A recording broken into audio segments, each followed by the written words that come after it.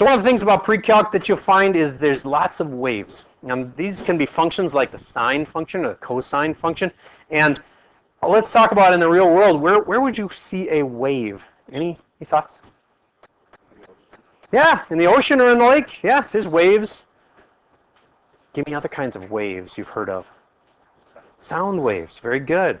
If you have just to stop on the sound waves for a second, sound waves, if they are traveling really, really tight, really, really fast wave, okay, that's like a Tweety bird. You know, like that kind of a noise. Did you ever hear one of those from like a mile away? No, because it doesn't travel that far. Really high noises like that, you might hear it if it's outside your bedroom, okay, but if it's a really high noise, it doesn't travel very far. You ever heard like a train whistle? Like, you know, like the really loud, those low waves, and they're long waves, long stretched out waves, okay, and we're going to talk about stretching them and shrinking them and stuff in class, but those long waves can travel a long distance. The longest I know of is elephants can communicate with each other over 10 miles away. You can have one elephant standing here and another elephant standing in Hopkins, and they can talk to each other seriously. Now this assumes the African prairie where it's pretty quiet, so I'm guessing it might mess with their sound system to have roads in between and all the kind of craziness that's around here. But can you imagine being able to hear something from 10 miles away, just like an elephant talking to another elephant? They speak in such low tones, they're so low, humans can't even hear it. Isn't that weird? That elephant could be standing right next to you, talking to his buddy, couldn't even hear him, because it's talking in such a low range that we just can't hear it. So if you went back after today and realizing that there's this math all around you and so many different kinds of waves, and put on some music, let me see. Just get away from math. Well, you might even realize that there's sound waves entering your ears right now from the music. And the distance between the beat is always exactly the same. And if it isn't, the music sounds terrible. You can do the distance any way you want to, like I'm doing it on the board right now. Or you can go really fast, but it'll always be the same distance between the notes. And in fact, it might be in 3/4 time or 4/4 time. It might use whole notes, or what's this guy called? Quarter note, or how about that one? Eighth note, or how about that one? You realize those are all fractions too. So in your music, completely covered in math. Now let's talk about what I kind of expect in here. There are a few keys to success. If you want to handle this class, you will need to do your homework. And some kids get that feeling that their teachers don't care if they do their homework or not, and there's some classes that are true. I get that. If I were you and I was in a class where I thought the teacher really didn't care if I did the homework or not, like they don't ever get to collect scores on it or whatever, I probably wouldn't do it. But you're not in that class. You're in my class, and I do care about your homework, and it will make a difference in your grade. I'll give you a fact about it. You guys know it's 85-15, 85 tests, 15 homework, but you probably think, oh, so homework isn't really worth much, right? But it's not true. 2 weeks from now, if we take you guys as a class, 80% of you will be only 2% away from the next grade. 80% of you will only be 2% away from a grade. Either above you or below you. Only 2% away. The point is, you can't tell me if 2% would make a big difference to you on your GPA, that 15% of your grade doesn't matter. Typical homework assignment ends up changing your grade by 1%. So you screw up a few homework assignments, you can go down a half a grade really quick. So don't get that into your head that homework doesn't count. It does. It's a small percent, but it makes a big difference. It really does. And besides, if you do your homework, you don't have to study for the test as hard. You might come to the test and only have to do 15 minutes of brushing up because you've done all your homework. So do your homework. Next thing is respect. I expect your respect. I will do a good job of being your teacher, and that alone should earn me your respect. And I will try to respect you also by doing things like not embarrassing you, calling you out for things in front of everybody, unless I feel like it's just really obvious. Like if you're out there sitting texting in the front row, I'm going to be calling you out on that. If I catch you texting at all, I'm going to be calling you out on that. But I'm not going to try to humiliate you. I'm just going to be like, hey, that's enough of that, and I'm going to be taking the phone, etc. So I expect your respect, and I'll give it back, though. I'm not going to be disrespectful to you either. And I want you to respect the people around you, too. Because sometimes if you're talking to somebody, it's really distracting. Distracting to me, it's distracting to people around you. It's not respecting each other. Next thing, let's talk about is positional memory. You take a picture with an iPhone. Did you know that it's taking a little GPS coordinates of where you took that picture? It is. So that you can later take those pictures and sort them by where they were taken. Okay, it's got a little GPS tag on it. Did you know that your brain does the exact same thing when you learn something? When you learn it, your brain has a tag on it that's a location tag, and it will remember that thing the best wherever you first thought of it, wherever you first learned it. They've done studies. Teachers have given their kids a test in the same seat that they've sat in the whole time for the whole unit, and they give them the test, and they do, let's say they do X, okay? Don't know what their grade was, but let's say it's X. If you move them to a different seat and you test them again, they'll do X minus something. They will do worse if they're just sitting in a different seat in the room, because you learn things better based on wherever you learned it first. Does that mean you can't learn it? Like if I teach you how to do something right here and I move you over there, you're going to be able to still do it? Yeah, but not as good. It's true. Done studies on this. It's not just like me saying this. I'll give you an example I bet you can relate to. Have you ever had a thought like, oh yeah, I should go get that in the other room or whatever? You had the thought right here. And then you walk to the other room and you get there and you're like, what was I supposed to get? You like forget what you walked in the room for. And that happens more as adults get older, sadly. But anyway, you guys maybe you haven't even had it happen yet, but some of you probably have. And what do? You walk back to where you had the thought in the first place, and you remember, because there's positional memory. All right, so the point of that is I'm going to be telling you where your seats are for the next few weeks right now. And that way when I start teaching you something, you'll actually be able to learn it in one spot, and then I'll test you in that same spot. I'll make the commitment that I won't make a change in the seating chart until I have changed units and we've learned something new or whatever. So, all right. Let's find our 3. And then don't move yet. I'm going to have you move in just a minute. So I'm going to pause for a second while I'm recording here to get you your seats. All right, so one of the things you got to remember is combining like terms. This is a really simple concept. It's just like this, 7a plus 7. If you're going to add those together and get 14a, you'd be totally wrong. Why? They're not like terms. You can't add things that don't have a's. Both have a's. So if I had 71a, can I add 7a plus 71a? Yeah, because they're like terms. They can go together.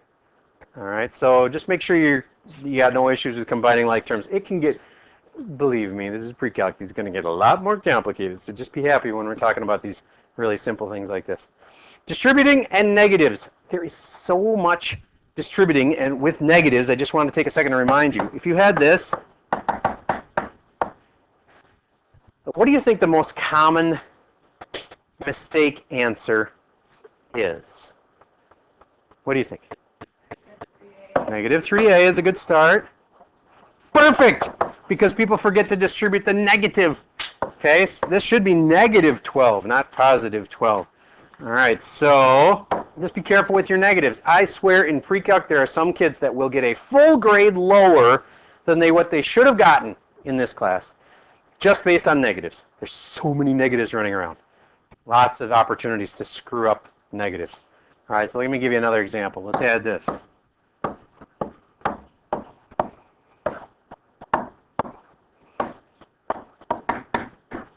Would you multiply that all out, including the negatives, and put the like terms together and give me an answer?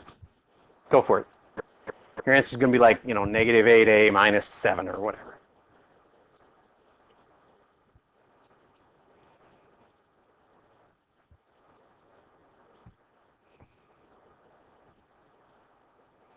For those of you that are still working on the technology side, get some paper out. So I want you to get this eventually, but, oh, cool, you got some virtual paper. All right, next thing. about iPads. Some of you are iPad flat people. Some of you are iPad tilted people.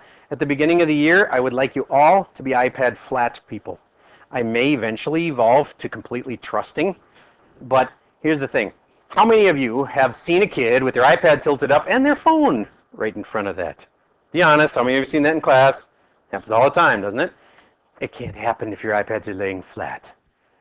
So I just want the iPads flat for now at least. And I may evolve eventually if I'm trusting your class completely. I may loosen up on that. But for right now, just leave them flat. All right. At some point, you'll have an answer like, negative 12a minus 17 or whatever. Would you please turn it, zoom in so it's like pretty big on your iPad screen, and then I'll tell you if you did it right. And actually hold it up because I can't see them when they're flat. So, all right. Yes, yes, yes, yes. Yes. Messed up a negative. Common mistake. No. You're right. He messed up a negative. It's okay. And I mess up things all the time. So don't ever feel bad if I'm like, you made a mistake. Good. Good. Oh, wait. Your negative's messed up. You got one negative messed up. Good. Good. Can't see yours. This is one of the benefits of an iPad. Just have to look at somebody else's iPad that I said was good. All right. Yup. Okay, good. Almost everybody's getting it right here. Negative 8a. And then this gets multiplied and makes what? A positive 2a. It's like a negative 1 being distributed. And then this makes negative 6a, and that makes positive 24. And then I put it all together, and I got that, and that makes what? I guess you wouldn't have to do it in that order. How about this? What if I put these two together? Negative 8a and positive 2a. What would that make? Negative 6a. And another negative 6a makes what? Negative 12a. And then I have this plus 24 at the end. Obviously, that can't add with the others. And there we go. Okay, negative 12a plus 24. All right, this is easy stuff. Remember it. Don't get that. Right now, we're going to be starting with really easy stuff. And about a week from now, we're going to test you on the easy stuff. And that'll be a moment where some of you will be like, wow, everybody else got A's and I got a C.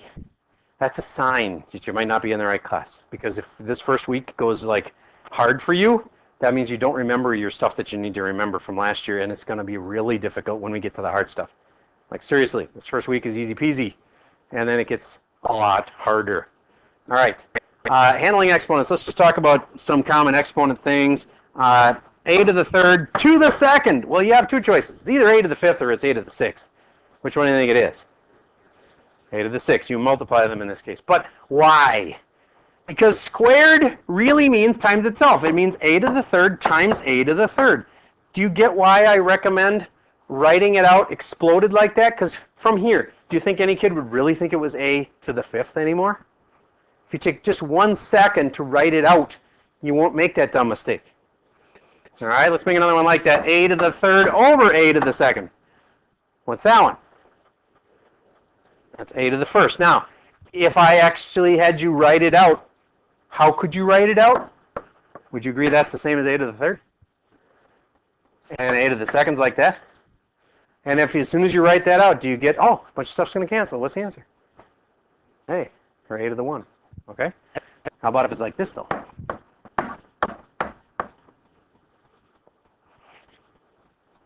That's the same as a squared over a to the third. Do you get that two of these are going to cancel? There's still an a left, but it's on the bottom. What's the answer? 1 over a. What's that the same as? A to the negative 1. Why? Because really what you're doing is taking 2 minus 3. You get that? 2 minus 3 makes negative 1. All right, which is the better way to write it? 1 over a or a to the negative 1? In this class, at least, you are supposed to have all your answers should never have negative exponents on them. The problem's going to have negative exponents, but the answers can't. So you would not write it this way. You would write it that way, because you should not have negative exponents. All right. Can I reduce 8/10? Yeah, and if you leave it this way, I'm going to painfully have to mark it wrong on your tests because you have to reduce every time you can. So 8/10 reduced to what? 4/5. All right, it's all right. It's all right, I do that too. So this is 4 times 2, and this is 5 times 2, and then the 2's cancel is 4/5. That's one way to do it, however you want to do it, but the answer's got to be reduced.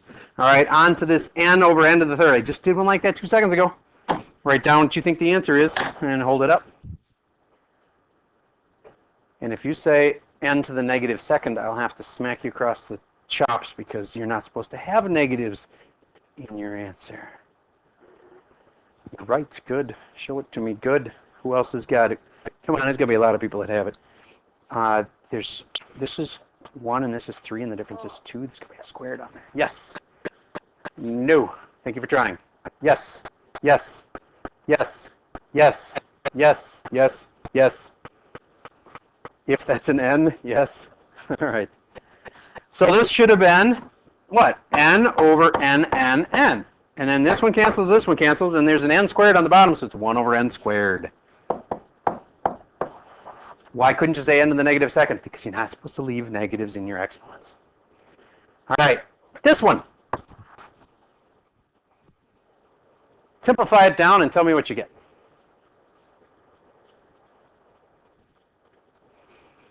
Some of you, it's like, what? Nope. Nope. Nope. Nope. Nope. Nope. Nope. Yup. Got one yup. Nope. All right, I know what a lot of you are doing. You're thinking, well, there's got to be something to do here, so I guess I'll cancel the n's. You can't do that. It was a trick question. You can't cancel anything on that. That is reduced as far as it can be, n plus 1 over n. So this is a really important fact you have to understand. You can't cancel things in a situation like that. Let me prove it to you with numbers. What if you had 4 plus 1 over 4? Wouldn't that be a very similar situation? Could you cancel those 4's and have the answer be 1? Really, what is the answer? 4 plus 1 over 4. What is it? 5/4. That's not 1. You can't cancel those 4's. Do you get that? That's why you can't cancel those n's. Because it'd be just like canceling these 4's. It would not work. It would not give you the right answer. When could you cancel it? If it was like this. Now I could cancel the n's. But not if it's like this. If it's an add or a subtract, you cannot cancel like that. If it's a multiply, you can cancel. I'm going through something called I can or can't you cancel. It's a huge thing in Precalc, whether you can or can't cancel something. Okay, and this is one of the most common situations. Again, if I have them just next to each other and that implies multiply, can I cancel the n's? Yes. You might want to make yourself an example where, yeah, it cancels when it's like this, but if it's like this, it cannot cancel. That's a really common screw up people do, and I just caught like 40 of you. No, there's not even 40 of you in here, but I got a ton of you canceling that because you kind of assumed you must have to be able to.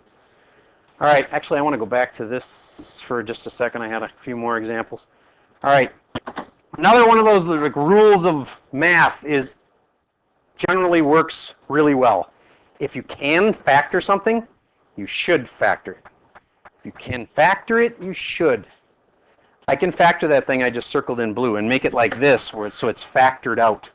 And then it'll be a multiply. And then do you remember, if it's multiplies, you can actually cancel. So these z minus 2's can cancel like this because that's a multiply. See, this is a multiply. That's a multiply. So the answer for that one's 8/9. This one, the blue one I circled here on top, that can be factored. Stretch your brain and remember how to factor that. And then write it down. And once it's factored, something will cancel. And you can give me the final answer.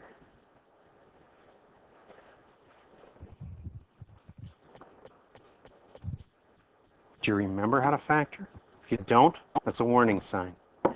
If you can catch on to it really quickly and understand it, that'll be okay. So this is x, and then I got to put like plus 1 and plus 2 or whatever. But these last numbers have to multiply to 1. What multiplies to 1? Pretty much 1. X plus 1 and x plus 1. Then if I do first, outside, inside, last, firsts are x squared, outside is x, inside is x. They make together 2x. And the lasts, 1 times 1 is 1. I just double checked it to make sure I factored it right. Do you remember that? Remember factoring two sets of parentheses like that? That's key to this class. All right, now I'm going to put that all over what was on the bottom, 9x plus 1. And then my x plus 1 on the top can cancel the 1 on the bottom because they're multiplies. They're multiply problems on the top and the bottom. If they're multiply problems, I can cancel stuff. Did you get the distinction? Nothing can cancel here. But if I change it to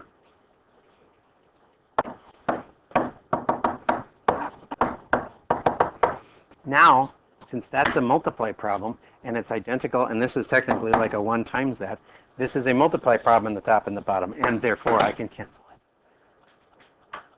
All right, you can't cancel over addition is one way to say it. All right, moving on. Anything to the 0 power is not 0. What's anything to the 0 power? It's 1. So if I had 3x to the 0, a really common mistake is the kid thinks the whole answer becomes 1. What becomes 1? That becomes 1. And then it's 3 times 1. So the final answer for this one would be what? 3. So 3 times 1. This part becomes 1. It's not like everything becomes 1, just the thing that was being put to the 0 power. Okay, so this was 3 times 1, which is 3. How about this?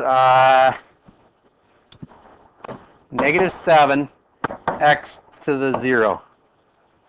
What's the answer? Negative 7. Because this part right here is 1. And negative 7 times 1 is negative 7. All right, this next one is going to blow some of your minds that you didn't know this until now. Whoa. Lost my pen. Negative 8 squared is not 64. What is it? It's negative 64. Some of you are going to be like, no, no, no, no. I was taught that you take negative 8 times negative 8 minus positive 64. And you might have even been taught that, but it's wrong. I can prove it to you. If you don't believe me, type that into the calculator. It'll give you the answer, negative 64. Now, why? Because you're thinking this. That is positive 64. Did you get the difference between the two? Okay. This one's negative 64. That one's positive 64. Why? Is the order you do things important in math? Yeah. Does the power have to happen before like other things? Isn't power one of the first things you do? So then think of it this way. Would you agree that that's like a negative 1 times the 8, kind of? So then you can do this 8 squared first and then throw on the negative. That makes it squaring first, then the answer. Now, if I'm going to do squaring first, see how squaring right here is going to make me do negative 8 times negative 8? There is no more negative then. Okay, so it's all about the order that you do math in. All right. Actually, I missed one back here. Fractions with negative exponents. Let's say I had this, 3 to the negative third, or negative second, over 2x. You'll have to handle things like that. Well, first of all, if you have a negative exponent, you remember how we're not supposed to have negative exponents. The easy way to remember this is that it will force it to go to the other side. If I had x to the negative second, do you remember that was like 1 over x to the second? If you have a negative exponent, it is going to force that thing to go to the other side of the fraction that it's in. You may not have even thought of this as being in a fraction, but I can always put over 1, right? Now it's in a fraction. These are negative and they're unhappy where they are. You need to go put them in the other place. My dad used to live in a condo in Florida. There was 2 floors. And there was a top floor and the bottom floor. And the people that lived on the top floor said that's the best place to have your condo because you have a breeze up there and you can see further, so higher up is better. My dad was like, no, no, no, no. Being on the bottom floor is better because when you get old, like he did, you can't get up the stairs anymore to get up there, and you have to carry your groceries up 2 levels. Why not be able to just walk right out the door into your car? He loved the bottom floor. Point is, some of the people like, I wish I was in the higher floor, and other people like, I wish I was in the lower floor now because I got old and I want the lower floor condo. So if they're negative about it, move them to the other place. This negative 3 to the negative second moves down here and becomes a 3 to the second. It's positive power now. See, it's positive now. And what is 3 squared? 9. And that 9, can it be times by that 2? Are they like terms, a 9 and a 2? Yeah, they are. Yeah, they are. It's not, I know you're thinking this has got a 2x and it can't be multiplied by that, but it can. That's just 2x times 9. Can't you do that? Yeah, that's 18x. So final answer for this one is, there's nothing left on the top. Do I leave nothing in a fraction? No, you have to leave a what?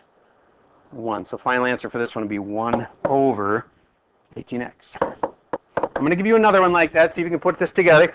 5 to the negative 4th power over 2x. Actually, 5 to the 4th is really mean. I'm going to say 5 to the negative 2nd.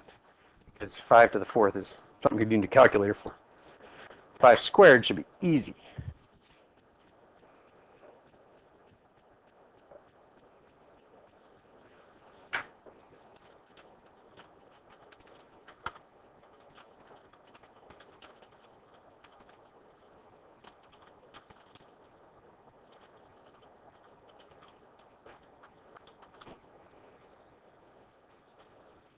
Okay, you should have said to yourself, this guy's not happy where he is.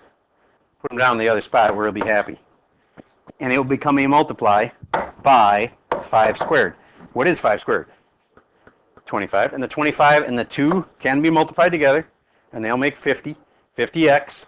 And then what's on top? 1. 1 over 50x. Raise your hand if you had that one right. Okay, good. Now, I have just taught you about half of what you need to know between now and next Tuesday, which is 1 week from today, when we will have a test on the basics. Okay? So I went through a lot of things right there. So if you were feeling a little bit like me, he's kind of going fast, I was, because I wanted to like pre-teach you a lot of stuff. Now let's actually get into your homework, and to do that, you're going to need to get your Schoology page open. And to do that, you'll need an iPad, but some of you will have to do this later, I guess. But if nothing else, write down the code that you need for this class.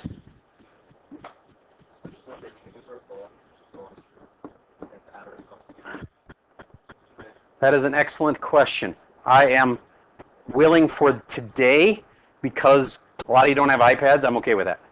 Okay, but if you have an iPad, you and I both know that if you're saying I can do it on my phone, you can also do it on your iPad. And I'd prefer that you do it on your iPad, because a lot of people will use that excuse to get their phone out. Because why? Because they really want to text a friend. So if you don't have an iPad today, I'm okay with you using a phone. But if you do have an iPad today, please use your iPad. All right, before I get to the big code thing that I want to show you, I just want to remind you, this class is really hard. Are you willing to do the work? Don't judge it by the next 5 days. It's going to be easy. Okay, but this class will be hard, and if you know you have a really stinking hard schedule, make sure that you're willing to do the work to be here. Because up till now, you had only one choice. After pre-algebra, you had to do algebra. After algebra, you had to do geometry. After you did higher algebra, did you know you had like 17 choices? This is one of the hardest ones you could have chosen. Was this class. You could have taken IB Studies, Finite, FST, AP Stats. You could take Finite and AP Stats. You could take FST and AP Stats. You could take FST and Precalc. You could take Precalc and then Calc. That's the route that you're on right now, and it really should be A's and B's only. Do I have something against people that got C's last year? No, but it means that you are not really ready for this class. You should probably be taking FSC. Okay, so the only option that's higher than what you chose is Honors Precalc. You chose the hardest, almost the hardest route.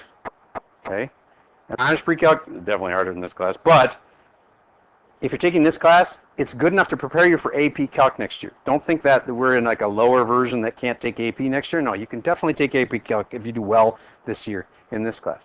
Now, this is not an easy class. I teach higher algebra, which is the class you had last year. They're typically like 2 steps and a problem. In here, when we get to like a few months from now, there'll be like 7 steps to each problem. Okay, it's a lot harder than you're used to. So make sure that you're willing to do the work to be in this class. All right. P1 worksheet is the one that's assigned. I'm going to show you where it is in Schoology. Have it done tomorrow. No excuses. It is easy. And if you're not willing to do it when it's easy, you're not going to be willing to do it when it's hard. Okay? Bring me a box of Kleenex. Why? Because you probably want to use Kleenex, right? And the school doesn't provide Kleenex. One year the math department just bought all the Kleenex that we needed. We had to spend our entire math department budget, like we're supposed to be spending on like math things, on Kleenex. It's ridiculous. So if everybody just chips in, if you want to use Kleenex, bring me Kleenex. If you never use Kleenex, fine, don't bring me Kleenex. But I think most of you can say that you want to have some at some point. Bring me a box of Kleenex. Can I make you? No, but it'd be nice and much appreciated. Yes, sir.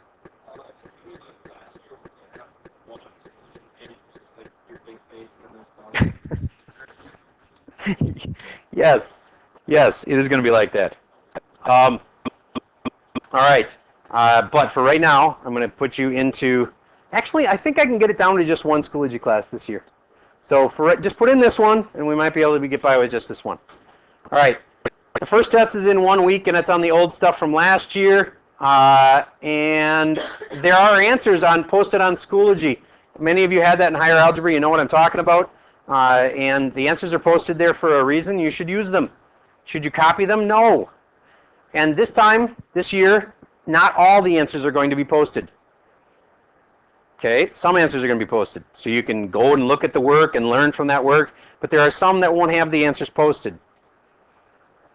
If you only do the ones that have the answers posted, it's not hard for me to figure out what's going on. Ooh, this kid happened to just do those. No, that kid didn't try on the other ones. Do I expect you to have a better grade on the ones where the answers are posted? Yeah. Do I get that sometimes there'll be one that's there's no answers posted and you don't know how to do it? Yeah, but can you at least try? I can expect you to try.